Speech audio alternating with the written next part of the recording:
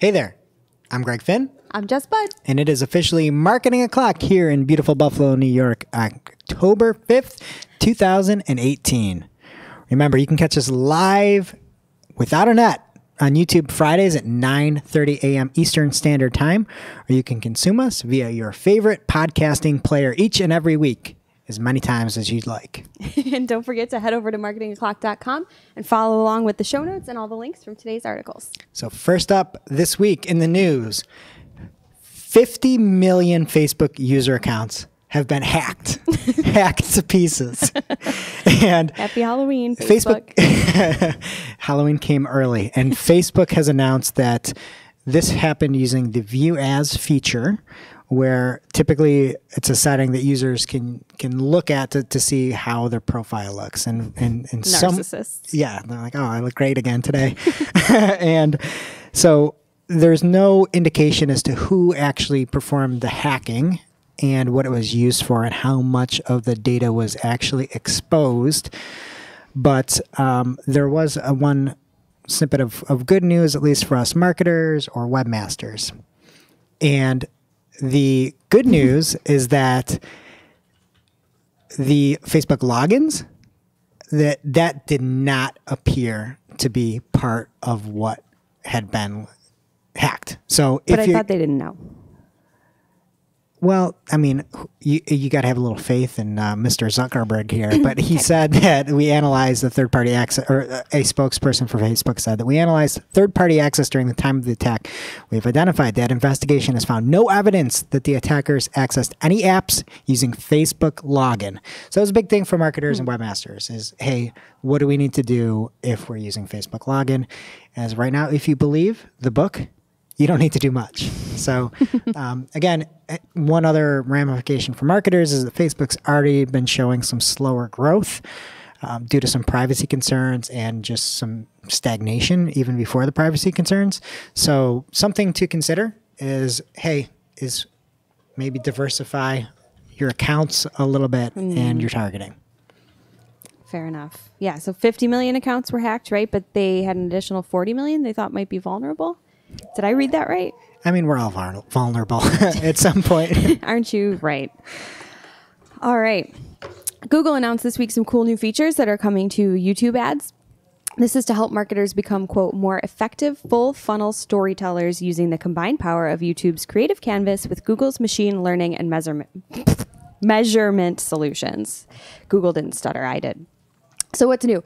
More ad extensions are coming. They already have a few in YouTube ads, including forms and I believe location extensions are already available. So they didn't get into too much detail of what else is coming that's new, but they are exploring ways to encourage viewers to take lower funnel actions. So some examples that they gave are movie times, downloading an app, and booking a trip, but they didn't really say much about what those are. There is a screenshot, though, in the show notes that shows different movie times below your video ad, which is neat. So definitely take a look at that. They are also moving towards better measurement and reporting. So if you're using the brand lift tool right now to measure your video ad effectiveness, you will start getting data sent to you periodically to help you check in on how your campaigns are doing. So that's pretty cool. And if you're not using it yet, it's going to be easier to set up than ever. Apparently you can't do that right now within Google Ads, but you will be able to coming soon. They've also introduced two new metrics, the lifted users metric, which is basically just the number of people who are influenced by your ad, kind of ambiguous, but that's fine, and cost per lifted user. So it can help you optimize and be more effective with your campaigns. Okay. Yeah. And in the show notes, you can see an example of like the hypothetical trailer and the ad times around it. But yeah, I didn't know that people still go to the movies. That's my thing. They're watching YouTube and going to the movies. Do you go to They're all movies? about the screen. No. Okay. When's the last movie you've been to? Probably the first of the new Star Wars series. Okay. So 2 Star Wars ago. Okay. Well, so for all you moviegoers, it might be a super awesome feature. And that brings us next up to a post from John Mueller of Google, and it turned into an article and a bunch of hubbub around the Twitter sphere and interwebs that was him saying that making quality links, and this is the article name, making quality links is against Google's webmaster guidelines. And in the thread, which I believe was on Google forum, John had stated, just to add to Hardeel's comment, if you're, in quotations, in case you're not watching us on YouTube, if you're making quality links to your site, then that would be considered against our webmaster guidelines. And by that, those links would definitely not be considered, quote, quality, unquote. Cheers, John. And so, so again, everybody was talking about the fact that, oh, you know, how did we create natural links back in the Jurassic Age? You know, what did we do then? And to me, this is very frustrating because I'm nodding my head. Because, and I'm trying to hold my rage internally and not let it seep out over the airwaves. As who are you to tell somebody not to make a quality link to your website and that that's unnatural?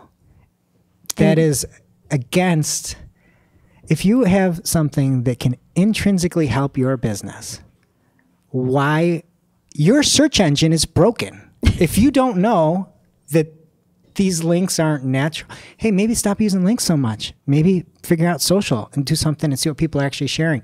Maybe take care of your Google Plus. Maybe do something like that and see what is actually happening. And don't rely on links so much. What you shouldn't be doing is telling people not to make quality links by reaching out. I understand you don't want to buy links, you don't want to buy spammy links, but a quality link, that is some egregious stuff, just so you know. That is egregious, and I'm upset, and we should just leave it right there. Oh. So even though John has said don't make quality, he didn't say don't. He said if you're making quality links, then they might not be considered quality. I would just say if you're making something that's of value to your business, keep on doing it.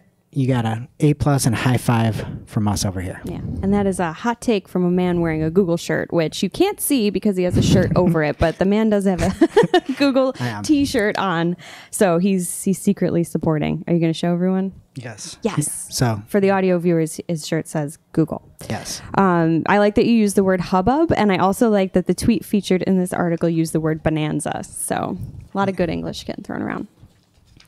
Does that take us into our lightning round? Yes, that brings us to this week's lightning round.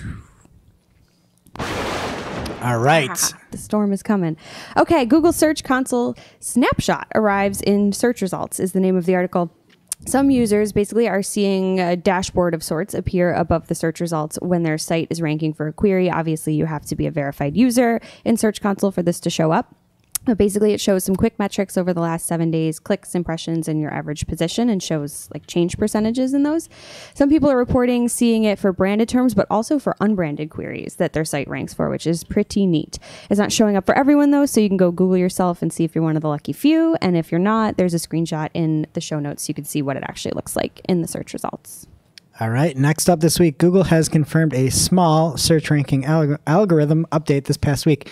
This happens all the time. There's nothing to see here. Look at your Search Console, look at your GA, look at your data, and if you see any changes, yay. This happens literally all the time. Yeah, nothing to see here, folks. Google has added a new family-led attribute to your Google My Business profile. So this follows suit with the women-led and veteran-led attributes that were already available.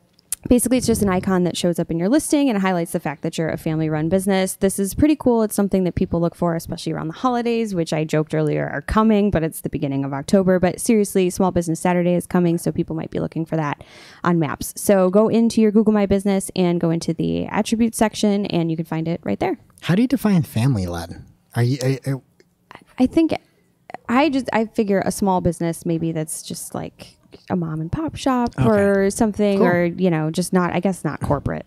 Nice. We're family led here, aren't we? Yeah, we're all one big happy family, along with our listeners. All right. Next up this week, there is now a crazy way that you can make your new Google Ads user interface look similar to the old Google AdWords user interface, or any way that you would like. There is a way that you can now make your columns and bring them so that they will be the default, the standard across all of your campaigns. One catch. And we had a lot of big flashy lights on our Slack channel to say, don't do this yet. Like, don't play around with this. We need to think of this through as a team. Mm-hmm. Because the issue is that this change when you change your columns to go across the board, it's permanent. This is permanent change. You cannot go back. You cannot undo this. So make sure you really think through how you want your Google Ads columns to look. And then maybe plan for the future. like what if there's something else that comes in that's really cool?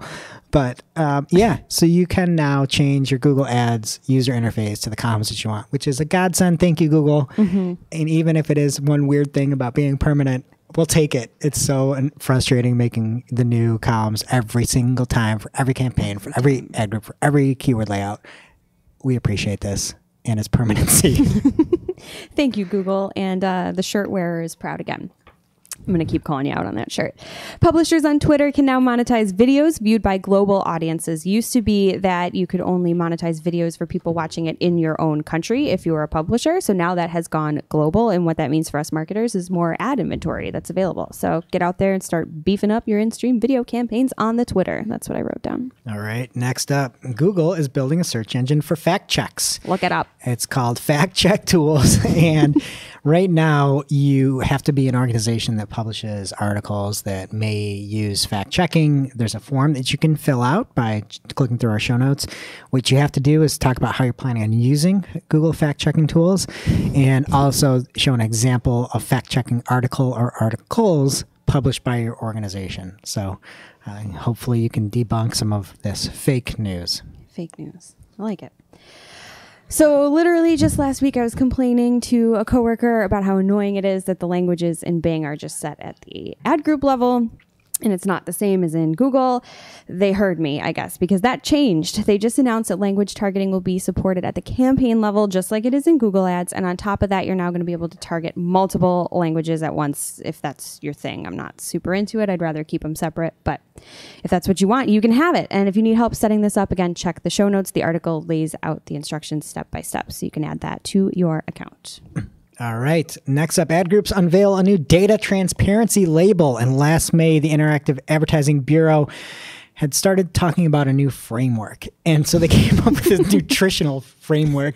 And you have to click on through to see this. It actually looks like a food label. But what it happens is when you're buying some data for advertising, you can see the data solution provider, distributor information, audience snapshot, audience construction, and source information. And it literally looks like, I just said literally twice, but this is actually like a food label here. So kind of cool, also kind of creepy, as you don't really want to eat your data. I like that. Thanks. Eat your data. That should be a t-shirt, like your Google shirt, or a bumper sticker. Was that it? That's it. Okay. Google is doing its part to promote inclusive storytelling in the podcast world with a new program called the Google Podcasts Creator Program. Very original. Basically, it is, quote, a program focused on three main pillars: empowering and training underrepresented voices through an accelerator program, educating a global community with free tools, and showcasing participants' work as a model for others. So it's pretty cool. They're helping people make podcasts because it's not easy. We do it every week, and it's a joy, but it's work, right? So it's a delight. It's a delight. Treat. A treat. If you're interested in being like us and you want to sign up for the program, the window's officially open. You have until November 18th to apply. I do not think after what I said earlier that we'll be getting into this program. But the one takeaway is whenever you see some resources typically put behind something, you know that it's like going to stick, or it has at least a better chance to stick. So if you're not actively promoting or trying to optimize for Google Podcasts, they're putting money and putting resources behind it. So definitely take a look at it from a marketing perspective. And last up this week, Reddit has hit 1 billion monthly video views. And there's really nothing other than that. You know, there's a lot of people using Reddit, and marketers take note. And boom. That does it for this week's lightning round. And it brings us to today's must-read marketing article of the week. An article so in-depth, so deep that people are calling off the hook to find this. And this week's article comes from the Buffer blog, the wonderful Buffer blog. And it is called, Do Twitter Ads Really Work? A Surprising Experiment. 17.2 million views from a single Twitter thread. And this was by Ash Reed or Ash Red. Either way, get your ash over and read this article as they break down a look at a kind of a big budget. I mean, there's $25,000 behind this budget, but they take this thread and kind of promote this thread and show the ramifications and these 17.2 million views from this ad. It's really in depth. It's really cool. It's just a different way to look at it. The one thing that I couldn't get over is that all these views are going to a Medium blog, and it's just like there's all this cool stuff, and then you're going to Medium. But it's really interesting. Check it out in our show notes, and I think you'll definitely enjoy that. And the juice will be worth the squeeze. And that does it for today's show. It is now officially not Marketing O'Clock. Remember, you can catch all the content on marketingclock.com or in the descriptions below. Please make sure to subscribe so that you don't miss a single episode. Amen. See you next week. Bye. Bye.